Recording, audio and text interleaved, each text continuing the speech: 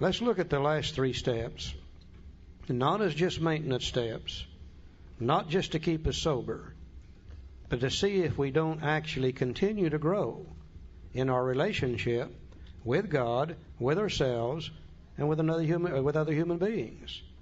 Twice in the book, Bill has mentioned a 4th dimension of existence. Once in his story, once in chapter 2, a dimension of living far beyond the normal 3. You can't explain it, you can't describe it, you can only feel it.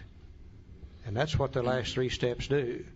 Move us into another dimension of living. Let's look at them for just a few minutes. You know, one of the things that we did as a fellowship is we took the steps out of the book and we put them on these little cards, put them on the wall. And if you look at step 10 on this card or on the wall, well, by the way, we left the instructions on how to work the steps in the book. People come into AA and look on the wall and try to work the steps off the wall without instructions. No wonder they get in trouble. But step 10 off the wall or this card says continue to take personal inventory, and when wrong, promptly admitted it. And it looked like if we just continued to take a little inventory, and if we were wrong, promptly admitted it, we would be doing the intent of step 10. And somehow or other we got the idea that we do that at night. Well, the nighttime portion is over in step 11. It's not in step 10. And Charlie and I have discussed this at great detail. We don't get in trouble at night in bed anymore. We need a daytime walking around step. So let's look at step 10 in a different light. So this thought brings us to step 10, which suggests that we continue to take personal inventory and continue to set right any new mistakes as we go along. We vigorously commenced this way of living as we cleaned up the past. We have entered the world of the Spirit. We've had a spiritual awakening. Our next function is to grow. To grow, not maintain, not stay where we are, but to grow. In understanding and effectiveness. Now, this is not an overnight matter. It should continue for our lifetime. Continue to watch for selfishness, dishonesty, resentment, and fear. What step did we use to look at that in the first place? Anybody remember? Step 4, okay. Now, when these crop up, we ask God at once to remove them. What steps did we use there? 6 and 7, all right. We discuss them with someone immediately. And what step was that?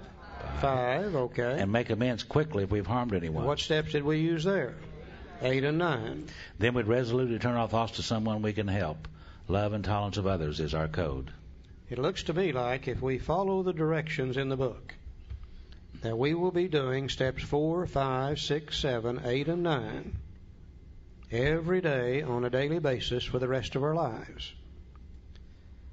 I would defy anybody in this room to do 4, 5, 6, 7, 8, and 9 on a daily basis and stay the way you are. You absolutely cannot do that. I've got that little inventory sheet right up here in my head, just as plain as day, and you do too. And what I've trained myself to do, if I get screwed up at 9 o'clock in the morning, used to I'd wait till I went to bed at night to do something about it. Well, when I do that, I've wasted another day in anger and worry and depression and etc. I finally trained myself that when I get screwed up about 9 o'clock, get off in the corner by myself. Say, okay, Charlie, who are you mad at? What did they do to you? What part of self is affected? What did you do, if anything, to set it in motion? Which character defect has come back to the surface? I can't get upset unless one of those old character defects has come back selfish, dishonest, self-seeking, frightened, or inconsiderate. I can spot it in just like that. I say, okay, God, you know I don't want to be this way. Please take this away from me, this selfishness or this dishonesty or whatever it is. I try to discuss it with someone immediately, preferably my sponsor. Sometimes I can, sometimes I can't, but I try to. Then I make amends quickly if I hurt anybody in this process. 10, 15, 20 minutes, it's all gone. The rest of the day is okay. I have wasted all the time that I want to waste in resentments and fear and anger and worry and depression and etc. I don't have to do that anymore. My God, I love to feel good. I just don't want to waste any more time. What little I've got left and that other kind of jazz, I've got a tool here that works every time. And as you continue to take personal inventory, as you continue to look and see who you're mad at and etc. and etc. and etc., you're going to learn more about yourself. As you ask God to take these things away, they become less and less. As you discuss them with another human being, preferably our sponsor, we know more about ourselves. As we make amends quickly, our relationship with the world and everybody in it becomes better and better. You can't do step 10 the way the book says and stay the way you are. You just can't. Your relationship with God, with yourself, and with your fellow man will become better and better and better and better. A new dimension of living that we never dreamed existed. Now be careful. This is just like 6 and 7. This is the other changing step. And if you stay fouled up, you can't blame it on anybody else any longer. Because if you're fouled up and you use step 10, you can get rid of that stuff. But if you stay fouled up and stay angry and worried and depressed and selfish and dishonest, it's got to be because that's the way you want to be. I can't blame it on anybody or God or anything else any longer. And once in a great while, I like to be screwed up. There's times I like to be mad.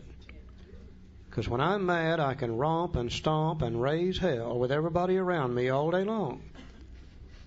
And that gives me a comfortable feeling of superiority. And once in a while, I just love it. There's times I like to be afraid, because I can use that to rationalize and justify not doing what I should do, or just as importantly, doing something I shouldn't do. But when I do that anymore, I don't enjoy it like I used to. Somewhere about the middle of it, I catch myself. And I say, okay, idiot, you're doing it to yourself again. This thing really does work. And you'll continue to grow. Now, after step 10, you got another set of promises. Let's look at them for just a moment. He says, and we cease fighting anything or anyone, even alcohol. For by this time, sanity will have returned. Remember it said we came to believe that a power greater than ourselves would restore us to sanity? Well, we get our sanity back on step 84, on page 84, by the way. For by this time, sanity will have returned. For we will seldom be interested in liquor. If tempted, we recoil from it as from a hot flame. We react sanely and normally, and we will find that this has happened automatically. We can see that our new attitude toward liquor has been given us without any thought or effort on our part. It just comes. That's the miracle of it. We're not fighting it, neither are we avoiding temptation. We feel as though we have been placed in a position of neutrality, safe and protected. We've not even sworn off. Instead, the problem has been removed. It does not exist for us. We are neither cocky nor are we afraid. That is our experience. That is how we react, so long as we keep in fit spiritual condition. And again, remember way back on page 45, it said that the main object of this book was to enable me to find a power greater than myself, which would solve my problem. And somewhere between there and here, we have the first 9 steps or 10 steps to the program of Alcoholics Anonymous. And one day, into 6 or 7 or 8 months of sobriety, I'm working these steps. I looked up one day and I said, what happened to that desire of drink that I used to have? It's just gone. I mean, it was just gone, seemingly without any effort on my part. I found the power, and the power solved the problem. It was just gone. That's the miracle of it. Miracle of it.